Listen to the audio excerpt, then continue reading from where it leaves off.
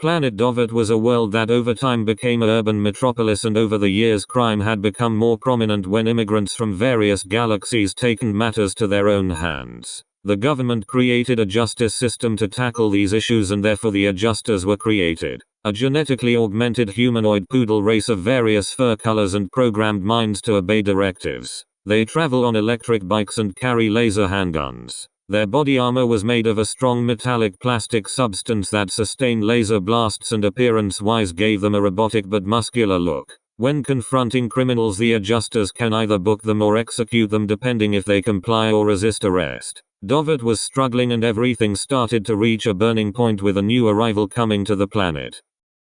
The TARDIS lands in the middle of a rally, and the Doctor and Louisa emerge. They get caught up in the crowd, getting pushed around and sometimes got elbowed in the face by a few of them. The Doctor veered out of the crowd and Louisa followed shortly. Louisa asks the Doctor if they ended up somewhere in Earth's far future. The Doctor disowns this and say they've landed on a planet seemingly on the brink of a societal collapse. There were posters scattered on the walls with rips and burn marks. The Doctor sees that the civilians are rebelling against this newly elected world leader going by the name Wiseman. Louisa remarks at the poster that Wiseman looks awfully like Alfred Hitchcock, and the Doctor spluttered out a little laugh to the reaction. The two walk off to round the city. Burnt out vehicles were scattered across the tarmac. Shattered glass covered the sidewalks. Graffiti covered various buildings with racist slurs, and various groups of people were huddling round fires emerging out of metal rubbish bins. The Doctor and Louisa suddenly get encountered by a small group of crooks. Their faces were covered in piercings and tattoos. They wore black berets and scuffed camel coats. The leader of the crooks stuck a knife with a twisty blade out to the Doctor's face and demanded his belongings. The Doctor just stood there and then started fumbling in his pockets. The Doctor brought out a cricket ball, a rotten apple core, a small screwdriver with a black handle, and a backstage pass from U2's Zoo TV tour. The crook leader was disgruntled by the items he was received and threatened the Doctor for currency. Two adjusters walked into view and demanded the crook leader to let the Doctor go. Louisa looked at the adjusters with a strange look and didn't say a word. The crook leader let go of the Doctor and went off with his comrades in a huff. The Doctor thanked them and the adjusters approached the Doctor to sign his signature for a crime report. The Doctor signed a touchscreen board with the name Theta Sigma, and the adjusters headed off back to their electric bikes. The Doctor and Louisa continued through the streets. Posters and billboards with Wiseman's face plastered all over. Louisa questioned the Doctor about the adjusters, and the Doctor explained that they're space police who can to either reprimand or execute criminals. Louisa was taken back by this and briefly brought up Judge Dredd as a comparison. The Doctor raised an eyebrow and then thought of other races in a similar vein, like the Roth warriors. The Doctor then looked over at a group of people defacing Wiseman's face and curiously walks over. He inquires about their sabotage on this political figure. One of them, named Carve, tells the Doctor that Wiseman was elected as Dovet's world leader a month ago, and during that widespread rebellion surfaced. Carve and the other rebels believe that Wiseman isn't who he says he is. The Doctors pricked up and asked.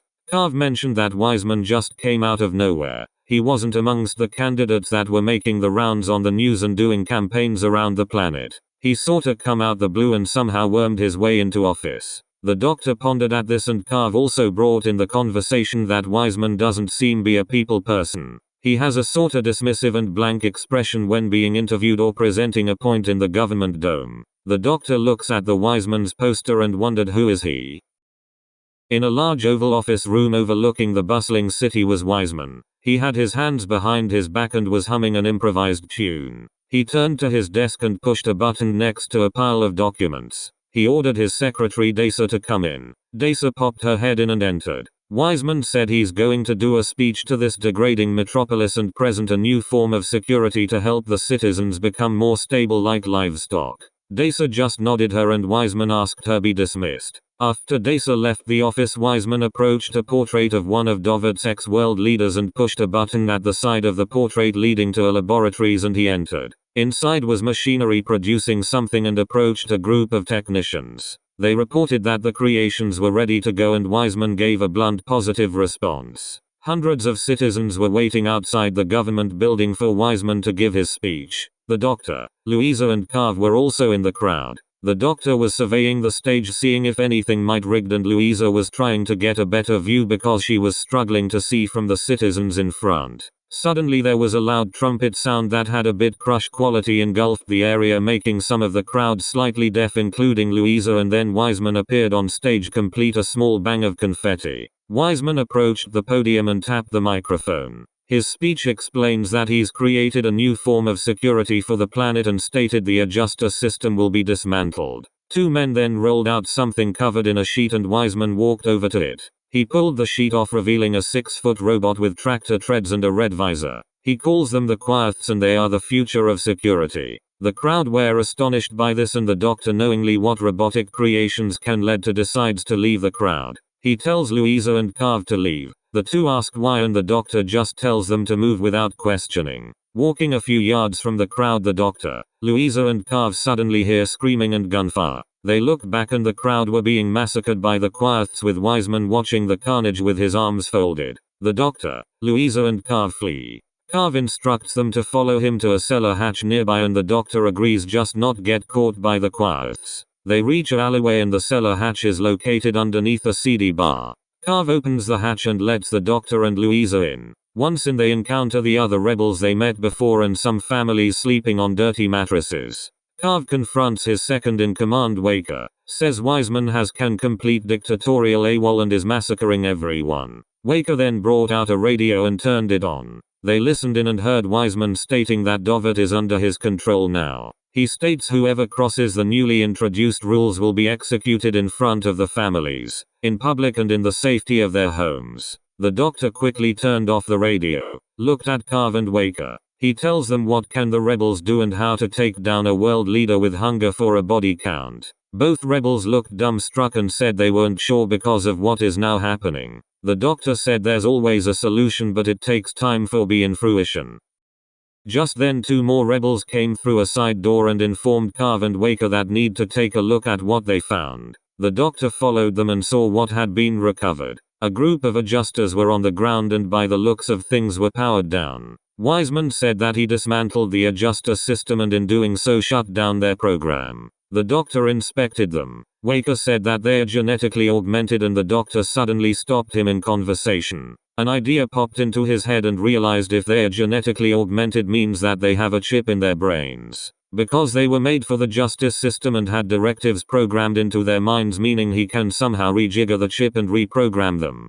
Carv and Waker were unsure if they have resources for this. The doctor said they can improve with what they got. They need a lot wires and power to do this. Both rebels accept this. The doctor positioned the adjusters sat up against the wall and reached in his right pocket. He brought out a scalpel that he can't remember where he got it from and started to scalp the adjuster's scalp to access the brain chip. The sonic screwdriver was brought out to scan the chips and Waker brought in wire and a computer. The doctor hooked the wires to the brain chips and managed to access the directives on the screen. He deleted everything and started to redo the programming. The adjusters then starting fitting with foam coming out their mouths and Carv questioned the doctor if he knows what he's doing. The doctor replied with a sense of optimism, after all he'd seen Frankenstein 100 times.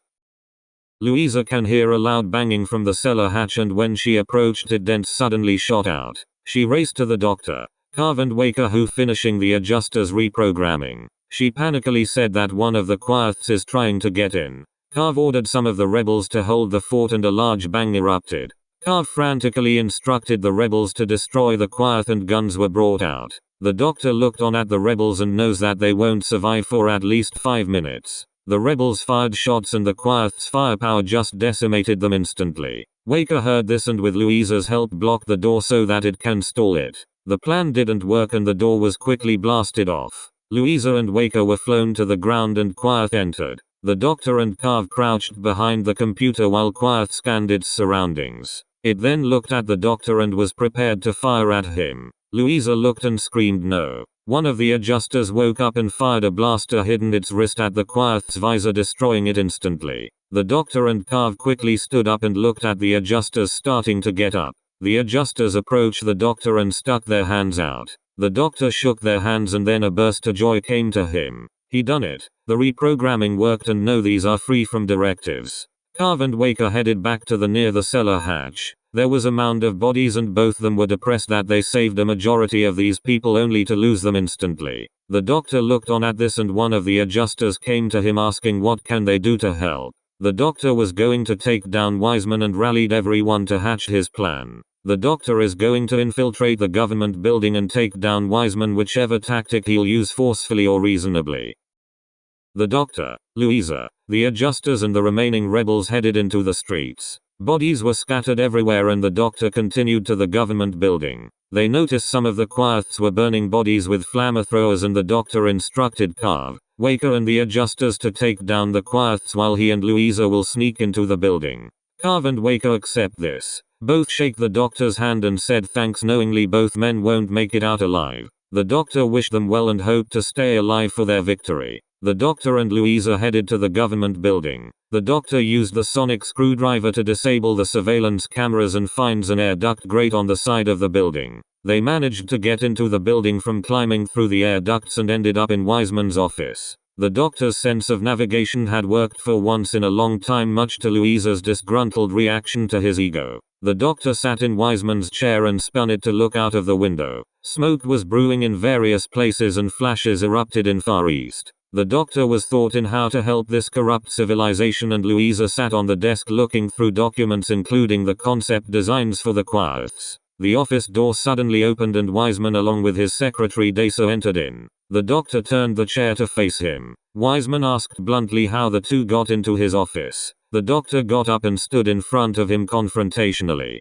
The doctor started to rage about the massacre of the citizens and then remarked about the likes of Hitler, Mussolini and Stalin to his face. Wiseman didn't rebuff at the doctor's actions, he just stared like he was analyzing him and his facial expression stayed deadpan. Out of the nowhere the doctor punched Wiseman in the waist and his hand shot back, shaking it in slight agony. Wiseman wasn't organically made but metal and the doctor paced up and down the office still shaking his hand. He stopped and turned back to Wiseman, pulled out the sonic screwdriver and said to him he's going to find what's really underneath that suit. Wiseman started to spark and steam emerge from his head. His face then suddenly dropped to the floor and the doctor looked. Inside Wiseman's head a white rat with small controls and screens. The white rat spoke to the doctor. He was unimpressed at the reveal and responded with why it's doing this even for a rodent. The white rat said it was genetically experimented on by humans, hence the ability get act human-esque, and vowed revenge on the ones who changed it in the first place.